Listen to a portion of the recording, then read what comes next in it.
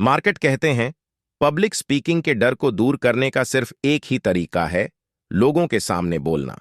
अगर आपने कभी यह फील किया है कि भीड़ के सामने खड़े होने के थॉट से ही आपका दिल तेजी से धड़कने लगता है और हथेलियों में पसीना आता है, तो आप अकेले नहीं हैं। क्या आप जानते हैं कि पब्लिक स्पीकिंग दुनिया में सबसे कॉमन डर में से एक है? National institute of mental health की एक स्टडी के अकॉर्डिंग 75% लोगों को पब्लिक स्पीकिंग से डर लगता है। क्या आप जानते हैं कि पब्लिक स्पीकिंग का डर, जिसे ग्लूसर्ना स्टडी से पता चलता है कि लोग मरने से ज्यादा पब्लिक स्पीकिंग से डरते हैं, यह एक दिलचस्प बात है जो इस बात पर रोशनी डालती है कि यह डर हम पर कितनी गहराई तक इम्पैक्ट डाल सकता है।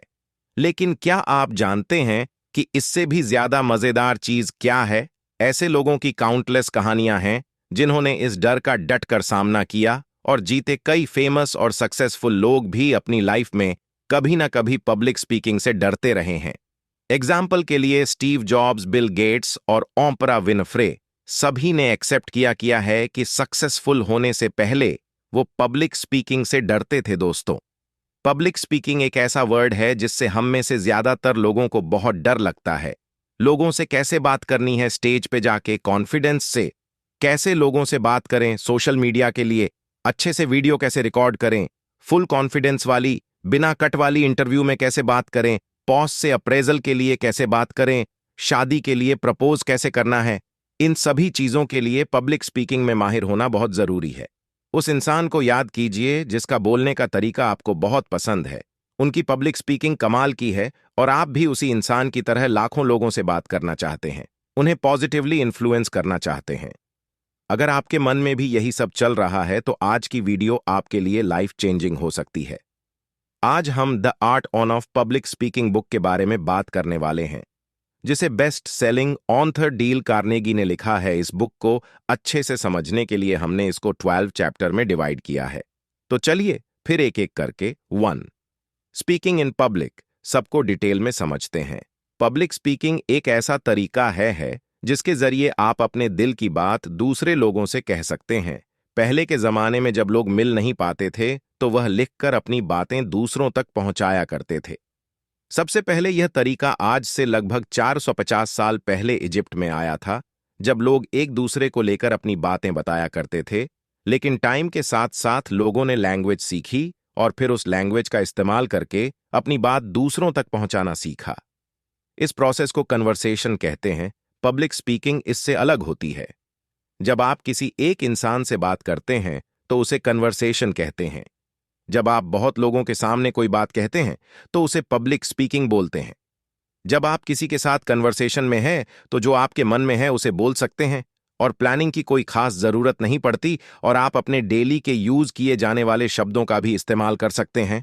पब्लिक स्पीकिंग में आपको पहले से प्लानिंग करनी होगी कि क्या बोलना है और कैसे बोलना है। यहां पर आम बोलचाल के शब्दों की जगह फॉर्मल लैंग्वेज का इस्तेमाल करना होता है। पब्लिक स्पीकिंग करते टाइम यहां पर कुछ बातें हैं जो हमें ध्यान रखनी चाहिए। अपनी ऑडियंस के आर्गुमेंट और उनके फीडबैक को समझना होगा। हम ऐसा नहीं कर सकते कि अपनी बात बताते जाएं और ऑडियंस की एक भी ना सुने। ऐसे में ऑडियंस आपकी स्पीच से अपना इंटरेस्ट खो देगी। इसके लिए अपनी ऑडियंस से टाइम टू टाइम फीडबैक लेते ऑडियंस के साथ इमोशनली जुड़कर अपनी बातों को फैक्ट के साथ रखें। जो भी मैसेज अपनी स्पीच के जरिए देना तो एथिक्स एंड पब्लिक स्पीकिंग चाहते हैं वो ऑडियंस तक क्लियरली पहुंचाएं। पब्लिक स्पीकिंग का गोल लिसन से मनचाहे रिस्पांस लेने का है, लेकिन किसी भी कीमत पर नहीं। मतलब, अगर लिसनर्स को आपकी बात पसंद आई है तभी वह आपके लिए तालियां बज जाएंगे। आप उनसे जबरदस्ती ताली नहीं बजवा सकते। पब्लिक स्पीकिंग एक पावर की तरह है, इसलिए इसके साथ बहुत सी जिम्मेदारियां भी जुड़ी होती हैं। एक पब्लिक स्पीकर होने के नाते आपका फर्ज है कि लोगों को सही चीजें बताएं, लेकिन कुछ लोग इसका गलत इस्तेमाल करते हैं और पैसे या फिर किसी दूसरी चीज के लालच में अपनी स्किल का गलत फायदा उठाते हुए लोगों को गलत नॉलेज दे देते हैं। लोगों को अपनी बातों से मैनिपुलेट करके अपने मकसद के लिए लोगों से हाँ मनवा लेते हैं। पब्लिक स्पीकिंग का एथिक्स कहता है कि अगर आपको कोई चीज नहीं आती है या आपको किसी सब्जेक्ट के बारे में में कुछ खास जानकारी नहीं है तो दूसरे को ना बताएं और पहले खुद सीखें, फिर दूसरों को बताएं। और 3, लिसनिंग झूठ कभी ना बोलें। जब आप पहली बार लिसनिंग वर्ड सुनते हैं तो आपके मन में क्या आता है? शायद आप सोचते होंगे कि इसका मतलब सुनना होता है, लेकिन नहीं। लिसनिंग और हियरिंग दोनों अलग अलग वर्ड्स हैं। लिसनिंग का मतलब होता है किसी भी चीज को सुनना, समझना और फिर उसके ऊपर अपना रिएक्शन देना। वहीं दूसरे वर्ड हियरिंग का मतलब होता है सिर्फ किसी चीज को सुनना और जो मन में आए रिएक्शन दे देना। इन दोनों ही वर्ड्स का मतलब अलग अलग होता है। जब आप किसी से बात कर रहे हैं, उनकी बातें सुन रहे हैं, तो आप उसे हियरिंग बोलेंगे, जहां पर आप अपनी बात बोल रहे हैं और सामने वाले की बात भी सुन रहे हैं। जब पब्लिक स्पीकिंग करते हैं या फिर आप एक ऑडियंस के तौर पर एक पब्लिक स्पीकर के सामने बैठते हैं, तब आप लिसनिंग करते हैं। मतलब हर छोटे छोटे वर्ड को, हर छोटी छोटी चीज को अपने दिमाग में रखते हैं, उसको समझने की कोशिश करते हैं और उसके बाद अपना रिएक्शन देते हैं। अच्छा स्पीकर बनने के लिए सबसे पहले अच्छे लिसन बने। रिसर्च से पता चला है कि जो हम सुनते हैं उसका सिर्फ 50 ही याद रख पाते हैं। ऐसा इसलिए है क्योंकि हम अक्सर सुनने से पहले अपनी बात रखना चाहते हैं, जिसकी वजह से हमारा दिमाग 2 डायरेक्शन में बढ़ जाता है और किसी भी एक चीज पर 100% ध्यान नहीं लगा पाता। इसलिए एक अच्छा पब्लिक स्पीकर बनने के लिए बहुत जरूरी है कि अपनी ऑडियंस की बात अच्छे से समझे। इसलिए जब कभी भी आपकी ऑडियंस आपसे कुछ बोले तो आपको बिल्कुल चुप हो जाना है, ताकि आप उनकी बात को अच्छे तरीके से समझ पाएं, ना कि सिर्फ अपनी बात बोलते रहे और उनकी बात भी समझ ना पाएं। या फिर आप अगर एक ऑडियंस के रूप में जा रहे हैं तो अपने पब्लिक स्पीकर की बात को पहले सुने, उसके बाद अपनी बात कहें, ताकि आप दोनों ही एक फर्स्ट स्पीच डिलीवरी मेथड दूसरे को अच्छे से समझ सकें। एक पब्लिक स्पीकर के लिए उसकी पहली स्पीच बहुत इंपॉर्टेंट होती है। जब आप अपनी पहली स्पीच देने जा रहे हो तो आप ऑडियंस में से एक पब्लिक स्पीकर बनने जा रहे हैं और आपको अभी बिल्कुल भी एक्सपीरियंस नहीं है। इसलिए यहां पर ऑथर ने कुछ तरीके बताए हैं, इन्हें अपनी पहली स्पीच में अपनाएं।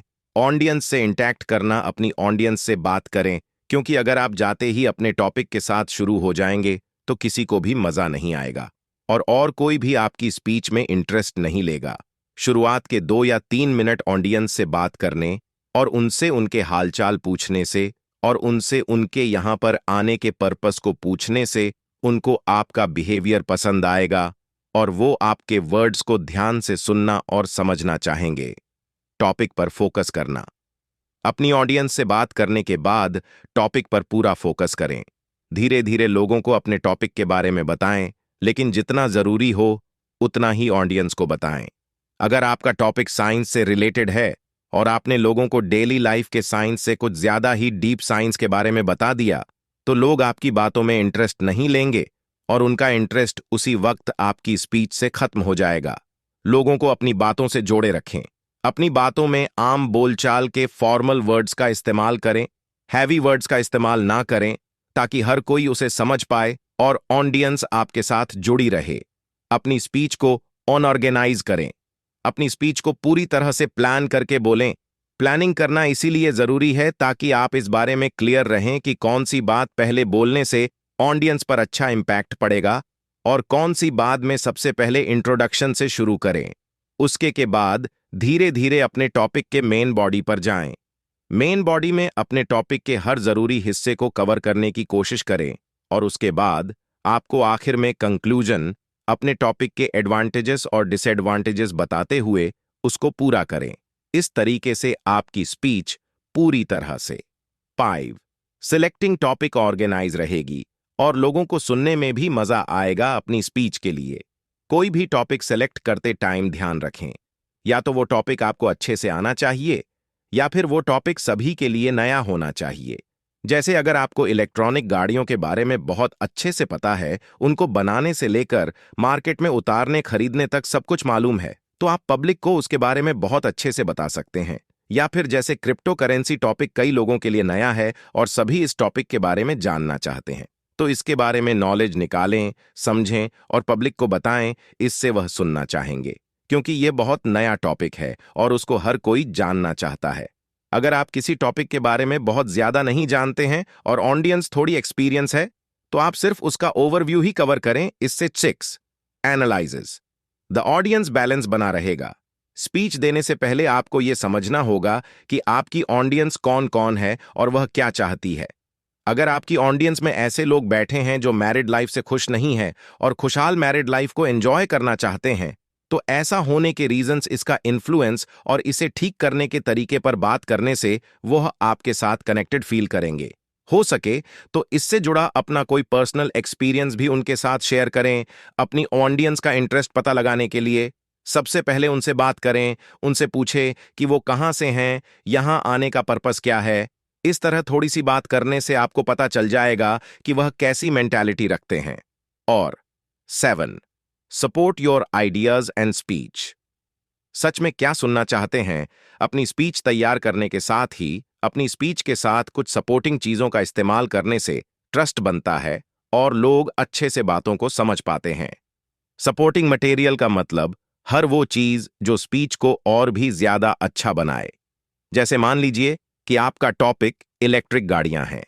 अब वैसे तो इसके बारे में बहुत से लोगों को पता होगा, लेकिन अगर आप इलेक्ट्रिक गाड़ी की कोई तस्वीर ले जाएं या फिर अपने लैपटॉप में इसके रिलेटेड कोई पीपीटी बनाकर ले जाएं ताकि लोग इसको और अच्छे से समझ सके, तो आपकी स्पीच में और भी ज्यादा इंटरेस्ट लेंगे और चीजें अच्छे से समझ आएंगे। इसी के साथ स्पीच के दौरान अपनी ऑडियंस से कुछ सवाल पूछते रह, उनका जवाब दें, या फिर ऑडियंस में से ही किसी को जवाब देने के लिए कहें। फिजिकल एग्जाम्पल का यूज करें। अब आप अपनी ऑडियंस से बात करके पता लगाएं कि रिस्पांस कैसा है। क्या वह स्पीच के लिए पॉजिटिव अप्रोच रख रहे हैं या फिर नेगेटिव अप्रोच। अगर आपका रिस्पांस अच्छा है तो उनमें से कुछ लोगों को स्टेज पर बुलाकर मजाक या तरीके से अपनी स्पीच से रिलेटेड कोई छोटा सा टास्क करने के लिए कहे। इससे ऑडियंस को अच्छा फील होता है और स्पीकर की बातों से वह अच्छी तरह से रिलेट कर पाते हैं। कोई स्टोरी इंसर्ट बताएं। आइए इसके लिए एक एग्जाम्पल लेते हैं। मान ले कि आपका टॉपिक इंडियन कल्चर से रिलेटेड है, तो इसे समझाने के लिए अपना कोई पुराना किस्सा शेयर कर सकते हैं या उससे रिलेटेड कोई कहानी सुना सकते हैं, जिससे ऑडियंस के मन में ज्यादा सुनने की दिलचस्पी जागेगी। न्यूमेरिकल डाटा का इस्तेमाल करें। डाटा से हमें कुछ ही पलों में चीजों की समझ हो जाती है और ट्रस्ट बनने लगता है। इसलिए अपनी बातों को वर्बल बताने के साथ साथ सपोर्ट के लिए भी डाटा को शो करते रहे। सिर्फ वर्बल सुनने से लोगों को कुछ ही टाइम तक अब बात याद रहती है, जबकि डाटा जैसे ग्राफ और डायग्राम से ज्यादा क्लियर समझ आती है। मोटिवेशनल कोट्स यूज करें स्पीच में। टाइम टाइम पर कुछ मोटिवेशनल कोट डालने से ऑडियंस मोटिवेटेड रहती है और बिना बोर हुए दोबारा स्पीकर की बातों पर ध्यान देने। 8 organise the body of speech लगती है। इस पॉइंट में आप जानेंगे कि कैसे अपनी स्पीच को अच्छे से ऑर्गेनाइज कर सकते हैं ताकि लोगों को शुरू से लेकर एंड तक अपनी बात समझा सकें। अगर आप कभी भी कोई भी बात अपनी स्पीच में बोल देंगे तो कोई भी आपकी बात को समझ नहीं पाएगा। इसलिए अपनी स्पीच को ऑर्गेनाइज करना बहुत जरूरी है। अब यहां पर कुछ पॉइंट्स हैं जिनके जरिए आप अपनी स्पीच को ऑर्गेनाइज कर सकते हैं। हल्की बातचीत और इंट्रोडक्शन के साथ शुरू करें। अपनी स्पीच को स्टार्ट करते टाइम सबसे पहले अपनी ऑडियंस से बात करें और पता लगाएं कि वह कैसा फील कर रहे हैं और वह स्पीच को लेकर कैसा सोचते हैं। उसके बाद अपने टॉपिक का छोटा सा पार्ट और जो सबसे पहले आना चाहिए उसको थोड़ा थोड़ा बताना शुरू करें। बताते टाइम हमें ऑडियंस से भी कुछ सवाल पूछने हैं ताकि शुरुआत से ही उनके अंदर टॉपिक को लेकर दिलचस्पी आ जाए। ध्यान रखें कि शुरुआत में ही बहुत ज्यादा डीप में ना जाएं, सिर्फ थोड़ी थोड़ी बातें करें और ऑडियंस से इंटरेक्ट करके कनेक्शन बनाएं। स्पेशल ऑन ऑर्डर को फॉलो करें। अपनी स्पीच में छोटा सा इंट्रोडक्शन देने के बाद अब अपनी स्पीच के मेन बॉडी पर आना है, जहां पर अपने टॉपिक के बारे में डीप तक जाना है। इसके लिए स्पेशल ऑन ऑर्डर मेथड को फॉलो करें। इस ऑन ऑर्डर का मतलब है एक सीक्वेंस को फॉलो करते हुए फैक्ट्स को बताएं। एग्जाम्पल के लिए, आप किसी चीज की अच्छाई करते आ रहे हैं तो आगे भी उसकी अच्छाई के बारे में ही बात करें, फिर उसकी कमियों के बारे में और उसके बाद उन कमियों को ठीक करने के बारे में बात करें। मेन पॉइंट्स को अलग रखें। स्पीच में जितने भी जरूरी पॉइंट हो उनके बेस पर पूरी स्पीच तैयार होगी, उनको अलग रखना है और अपने एग्जाम्पल्स को अलग रखना है। अगर आप दोनों को एक ही साथ मिला देंगे तो ऑडियंस समझ नहीं पाएगी कि क्या ज्यादा जरूरी है और क्या नहीं। उन्हें किस पर ज्यादा ध्यान देना चाहिए और किस पर कम, इसलिए अपने जरूरी पॉइंट्स को दूसरे एग्जाम्पल से अलग रखें।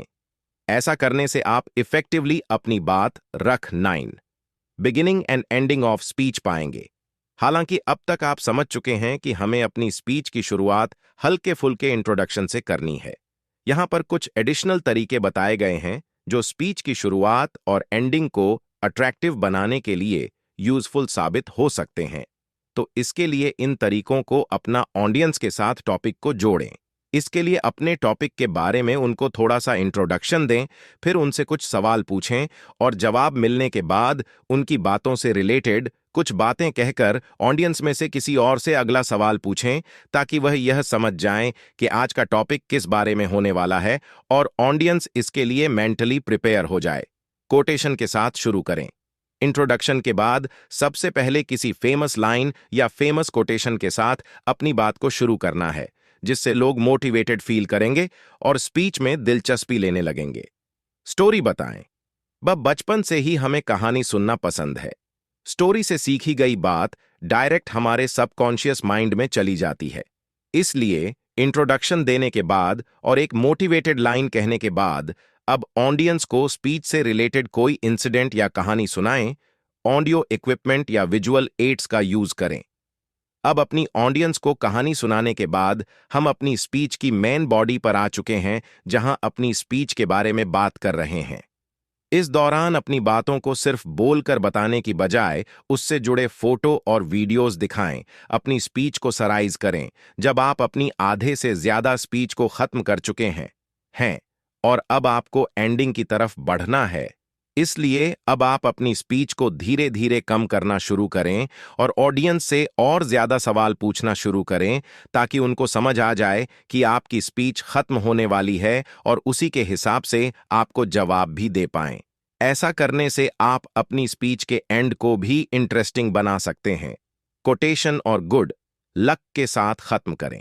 आप अपनी स्पीच को खत्म करने के बाद आपको शुरुआत की तरह दोबारा एक मोटिवेशनल कोट देना है, ताकि लोग जाते वक्त भी मोटिवेटेड फील करें और उनको गुड लक विश करें, ताकि वह आपके लिए अपने मन में एक अच्छी इमेज लेकर जाएं। और अगली बार 10 स्पीच आउटलाइनिंग दोबारा आपके स्पीच में आने के लिए तैयार रम। अभी तक हमने देखा कि ऑडियंस के सामने स्पीच को कैसे बोलें। अब आप जानने वाले हैं, जब आप अपनी पहली स्पीच लिख रहे हो तो किन किन बातों का ध्यान रखना है और हम स्पीच कैसे लिख सकते हैं ताकि उसमें कोई गलती ना हो और वो एक इंटरेस्टिंग स्पीच बन पाए। एक अच्छी स्पीच लिखने के लिए यहां पर कुछ पॉइंट्स दिए गए हैं।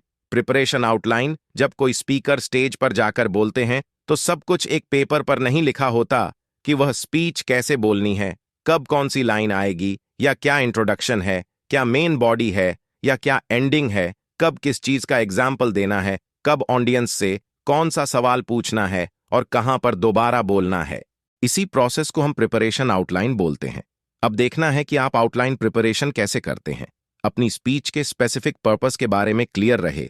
इसके लिए आपको यह ध्यान रखना है अपनी स्पीच के सबसे जरूरी पार्ट यानी कि मेन बॉडी में क्या देना है, या फिर इसको एक और तरीके से समझ सकते हैं कि हमें अपनी स्पीच का टाइटल क्या रखना है, हमारी स्पीच किस चीज पर होने वाली है, हमें वो लिखना है। जैसे अगर स्पीच किसी देश के ऊपर है तो सबसे पहले उस देश का नाम लिखना है और ऑनलाइन या जितने भी रिसोर्सेस आपके पास हैं वो सब कुछ निकालने हैं।